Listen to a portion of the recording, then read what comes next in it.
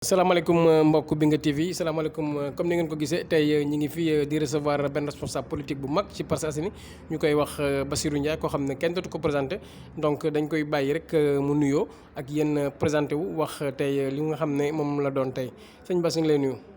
Voilà monsieur Ndiawar maa ngi lay fay donc effectivement man sama tour c'est Mouhamadou Bassirou Ndiaye donc maa ngi dëkk fii ci Parcelles Assainies nekk un responsable et je préfère même dire un militant de l'Alliance pour la République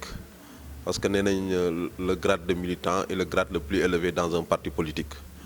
donc maa ngi militer Alliance pour la République donc bi nga xam ne mi ngi du président Macky Sall nekk ci coalition Benno Bokk Yaakaar nekk aussi conseiller municipal donc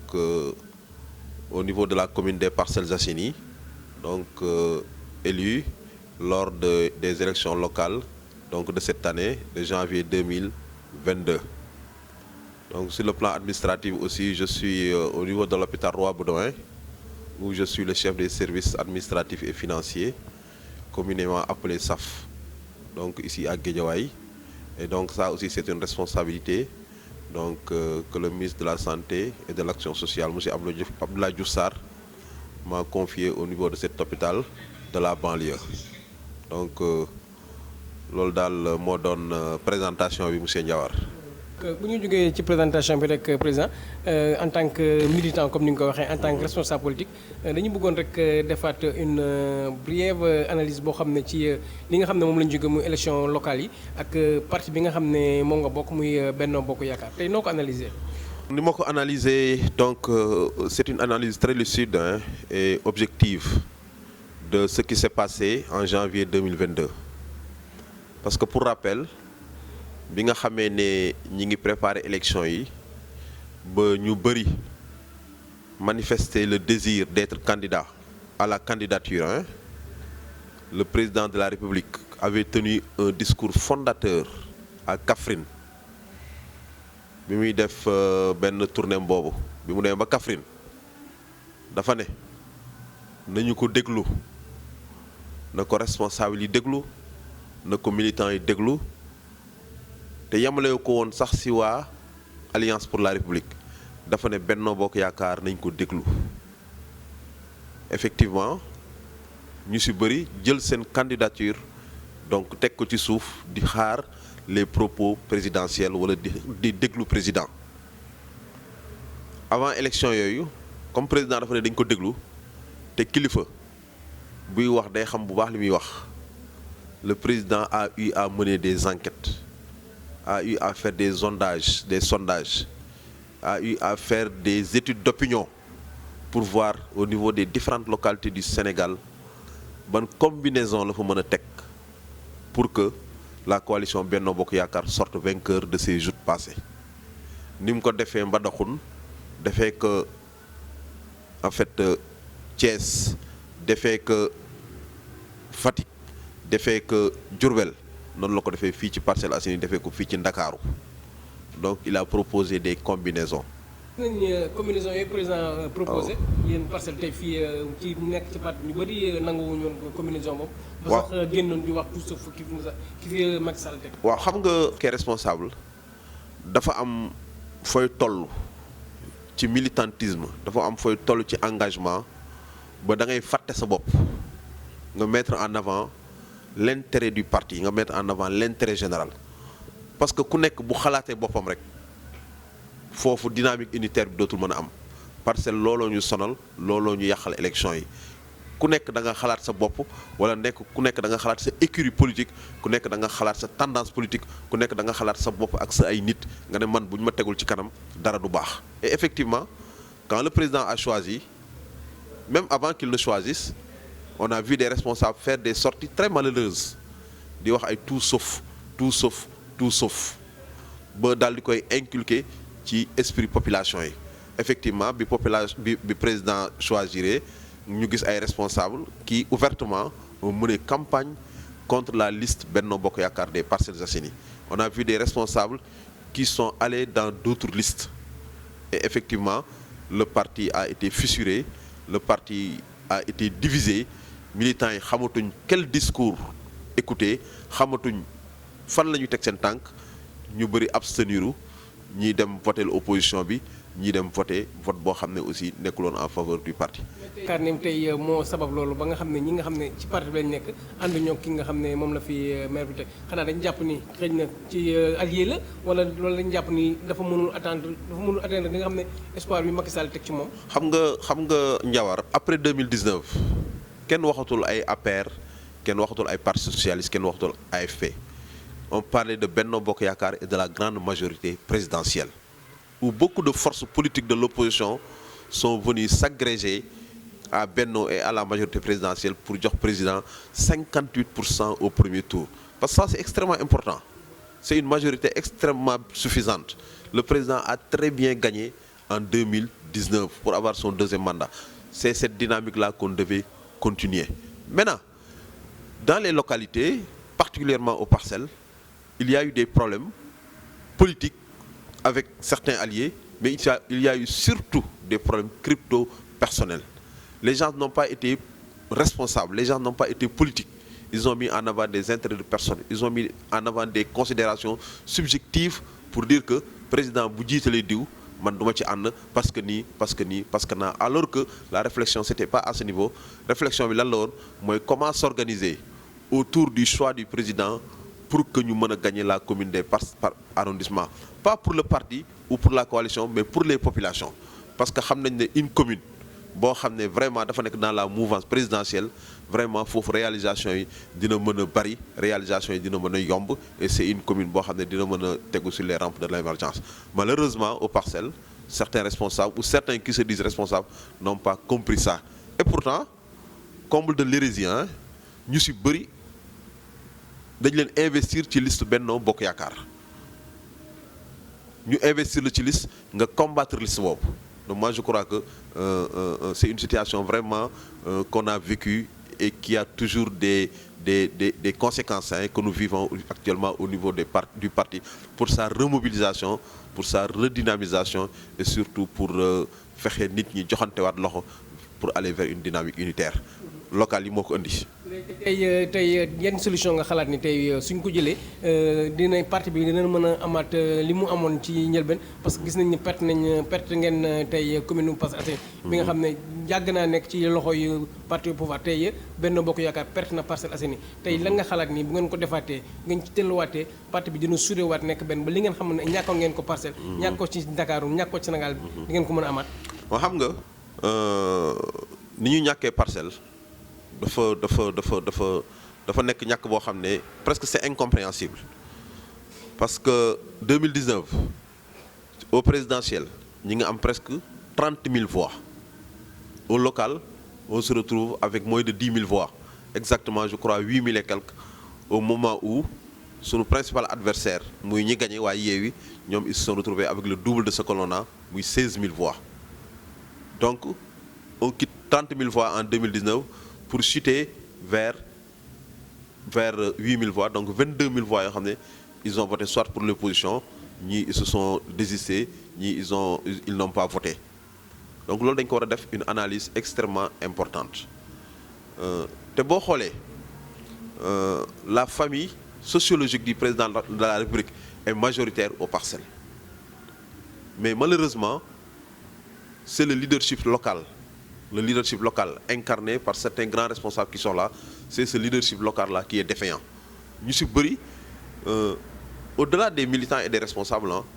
population yi en général ne se reconnaissent pas dans ces gens-là qui se disent représentants du président Macky Sall au niveau des Parcelles Assainies, compte tenu du fait que dañ naan président diw de jox na ko lii, diw jox na ko lii, diw def na ko lii, et pourtant ba président tànnee ne dama bëgg sama njaboot, dama bëgg sama ay responsable ànd ak le maire qui est là pour ñu gagner la commune, ñooñu defuñu loolu malgré tous les avantages qu'ils ont eu à acquérir pendant ces 10 ans de règne du président Macky Sall. Donc les populations se sont dit que ñii fayuñu naar bi xoromam. ban analyse, ban attitude, ban réflexion politique moo mën a pousser quelqu'un muy scier sur la branche sur laquelle il est assis. Parce que ba président choisir dafa am ñoo xam ne dañu dem accepter li président dogal, ñu ànd ak le maire sortant def campagne, am ñeneen ñu taxaw fële di yàq. Maintenant presque l'APR c'est deux camps qui sont face à face mooy ñi nanguloon président la mu décidé woon en janvier 2022 ak ñi nga xam ne nanguluñ ko président. Et le paradoxe Ndiawar li ñuy vivre actuellement mooy ñi nga xam ne nanguluñ woon président la mu décidé woon en janvier 2022 aujourd'hui ñooñu doon taxaw pour parler au nom du parti mais loolu ñi nga xam ne dañu nanguloon président duñ ko nangu parce que ils se disent que ñi ils n'ont pas respecté les directives du parti ba aujourd'hui on va vers des jours pour les législatives ñooñu ñoo bëgg taxaw tey ne ñoom ñooy waxal parti bi ñoom ñooy nekk interface entre les populations le président de la République ou l'appareil du parti donc loolu c'est un problème qu'il faut régler mooy que le leadership doit être redéfini mooy que militantisme dañ ko war a redéfinir mooy que l'engagement dans l'APR dañ ko war a redéfinir parce que li ma lay wax nii c'est fondateur le discours du président était fondateur déglu leen ma ñu déglu ko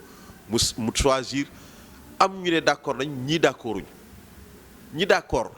nekk ci parti bi ba tey di ci liggéey di ci ñafe mais ñi d'accordul woon dem def li ñuy def ba pare ñëw taxawaat ne su nous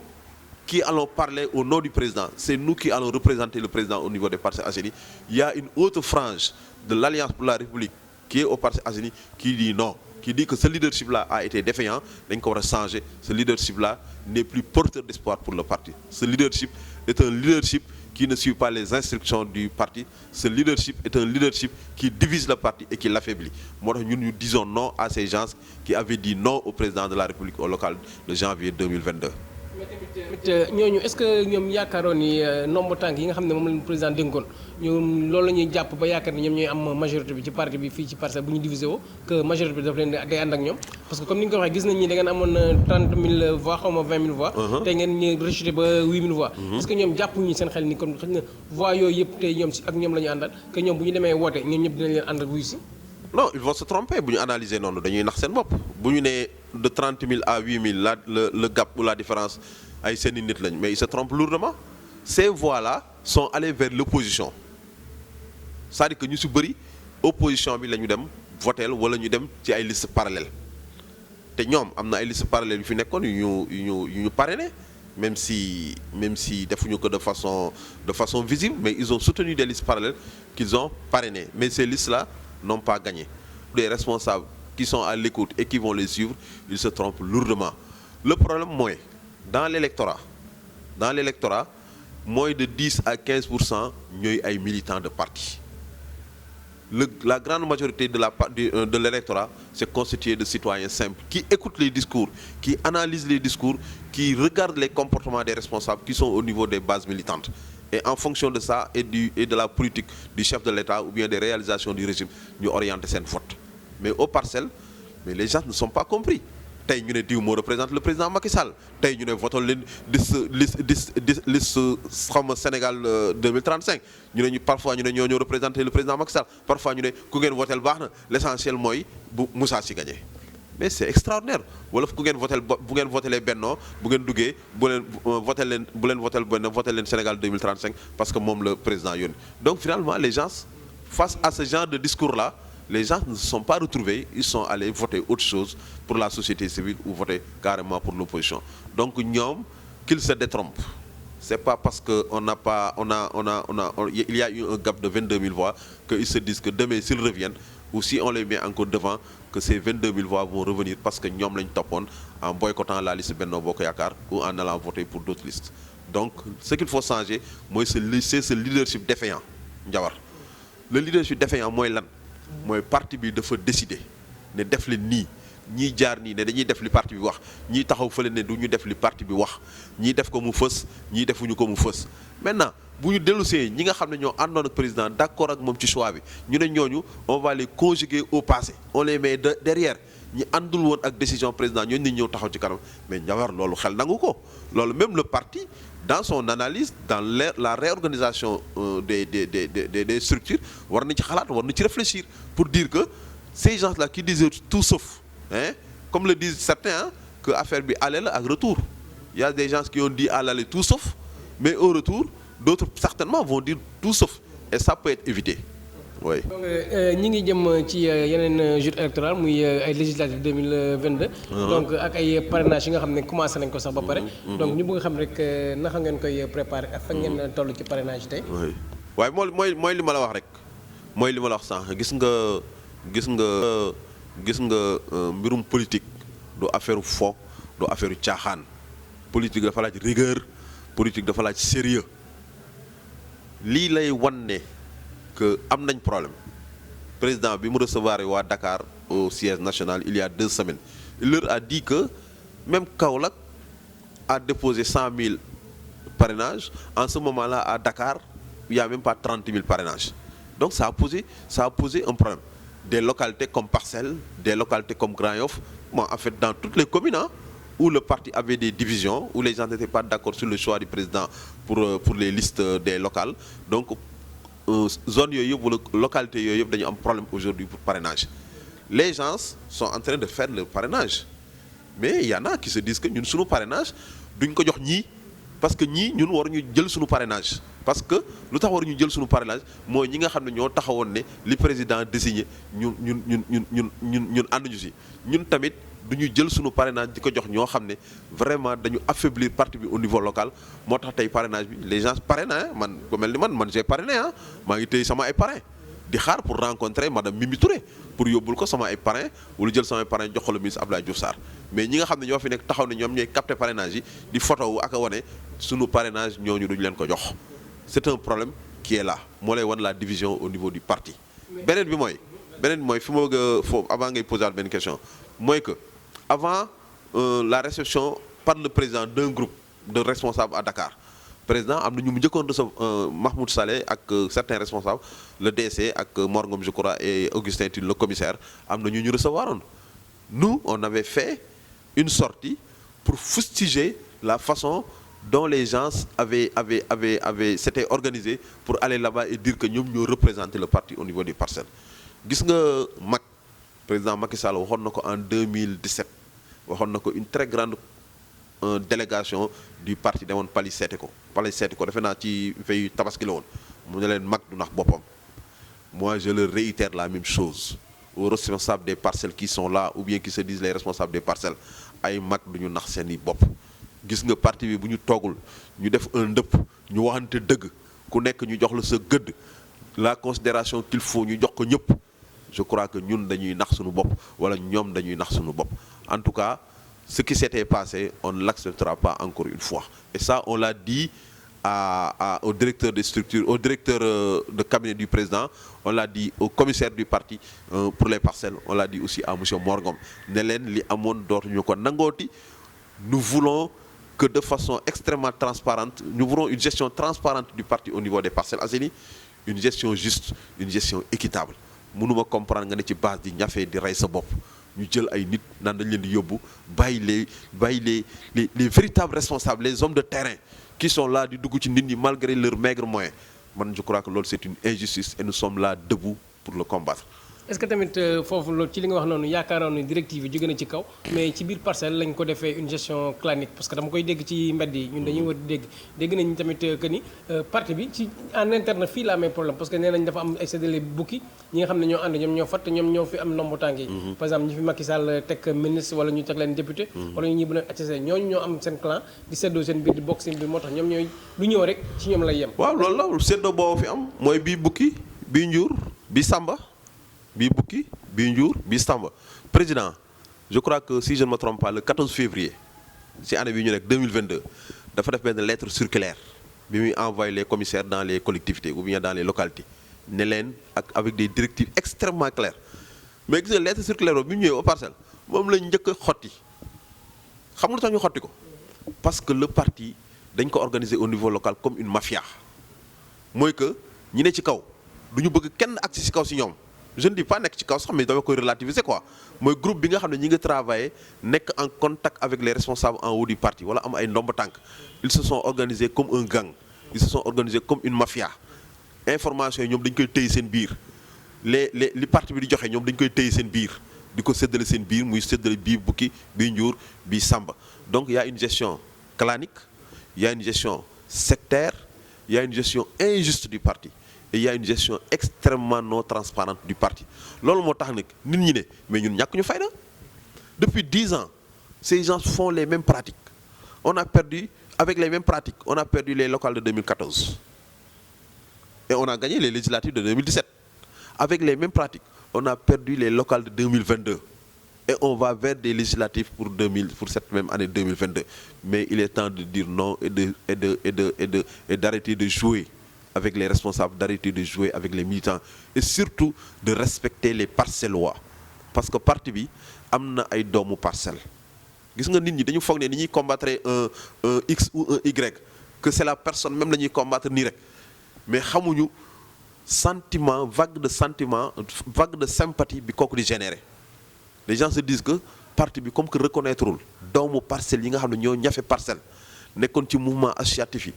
diriger fi ay ASC diriger fi ay zone diriger fi ay structure de développement ba nga xam ne politique du dara ñooñu parti bi bëgg leen écraser bëgg leen ñàkkal fayda. Les gens se disent que mais nous n'allons pas nous reconnaître derrière ces gens-là parce que les véritables fils des Parcelles Assainies sont en train d'être écrasés par cette gestion clanique, par cette gestion sectaire et par cette gestion boo xam ne le président Macky Sall santu leen ko. Président Macky Sall wax na leen lu leer ci lettre circulaire boobu mais malheureusement ils en font fi et di doxal comme ni ñu ko tàmmee di doxalee mooy di ko doxalee comme affaire mafia. C'est une mafia républicaine qui est au niveau des Parcelles Assainies, qui gère le parti, qui se voit en catimini. Parfois, il paraît qu'il se voit aux Almadies, parfois il se voit aux HLM, je ne sais pas. Parfois, il se voit aux Parcelles. Donc, qui se voit en catimini, qui règlent leurs affaires en catimini, qui définissent des orientations en dehors des responsables et qui maintenant, au grand jour, sortent pour dire que le parti a dit ceci, le parti a dit cela. Le parti n'a rien dit. C'est la mafia républicaine des Parcelles Assainies ñoom ñooy def seeni mbir ñoom ñooy def seen mbuxum ñoom ñooy def seen ruube pour vraiment emporter les militants vers leur dynamique alors que loolu nit ñi taxaw nañ tey ne dootuñu ko nangooti nit ñi taxaw nañ tey ne parti bi dañ ko war a gérer de façon transparente parti bi responsable yi fi nekk di ñafe guddeeg bëccëg dañoo am une certaine considération bu loolu amee ñu joxante loxo vraiment élection législative yi ñu am une démarche vraiment inclusive. Il y a des gens qui seront choisis sur les listes des parcelles. Mais est-ce que parcelle dinañ nangu comme ni mu daan demee rek que 2 ou 3 personnes s'enferment dans une chambre et nous dire que nous proposons pour la liste départementale telle personne, nous proposons pour la liste nationale telle personne. Nous voulons et nous lançons un message au président de la République Macky Sall pour lui dire que les carottes sont en train d'être cuites au niveau des Parcelles Assainies. Na fi envoyé ay nit ñu toog ñu wax ak militants yi ñu gérer affaire yi de façon démocratique militants yi ànd ak ci ay propositions yoo xam ne c'est des propositions vraiment objectives et justes ñu joxante loxo liggéey récupérer la base au niveau des Parcelles Assainies et gagner les législatives aux Parcelles et à Dakar parce que il serait illusoire de vouloir gagner Dakar si on ne gagne pas Parcelles Assainies. waaw macha allah merci beaucoup président donc ñi ngi amoon mbégte ak contentement doon la dalal fii tey waxtaan bi am na solo lool téere nañ ci enseignement yu doy waar donc mi ngi noonu tey li nga fi waxee tey jël nañ ci xam-xam jëlee am nañ ci xalaat bu bëri donc di la sant ci sa disponibilité ñëw wuy suñu ci émission bi nga xam ne moom lañ doon def muy un quart d'heure avec tey ñu recevoir la fi nga waxtaan ak ñun tey ñu bàyyi